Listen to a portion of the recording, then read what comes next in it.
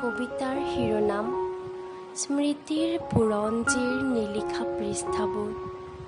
কবি বিজুলী বৈশ্য, আবৃত্তিকাৰ সুজাতা দাস। স্মৃতিৰ বুৰঞ্জীৰ নিলিখা পৃষ্ঠাবোৰ।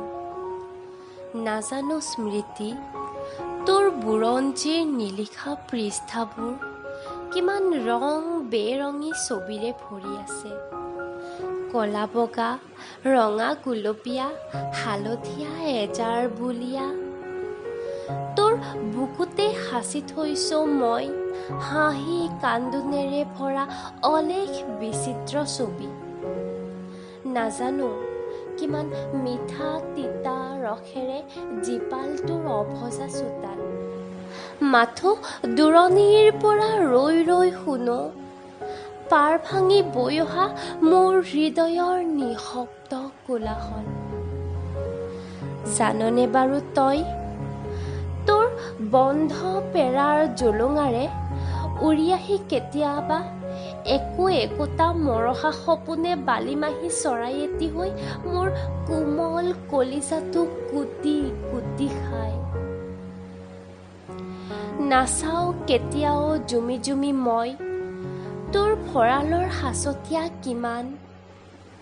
তথাপিও আমনি কৰে সি উজাই আহি মোৰ বুকুলৈ একোখন মচি যাব ধৰা ৰামধেনু হৈ।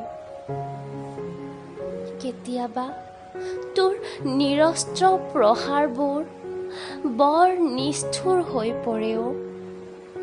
কোনেও নেদেখাকৈয়ে নজনাকৈয়ে তেজবোৰ উজাই আহি বিয়পি পৰে মোৰ গালে মুখে।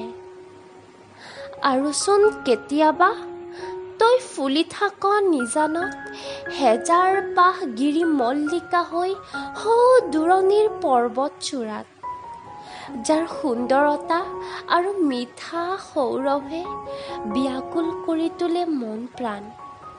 অচিন আৱেগে আন্দোলিত কৰি মেৰুণ ৰঙী মোৰ হৃদয়ৰ স্পন্দন সেউজ ফুলেৰে ফুলাই দিয়ে দেহ মন। ধন্যবাদ।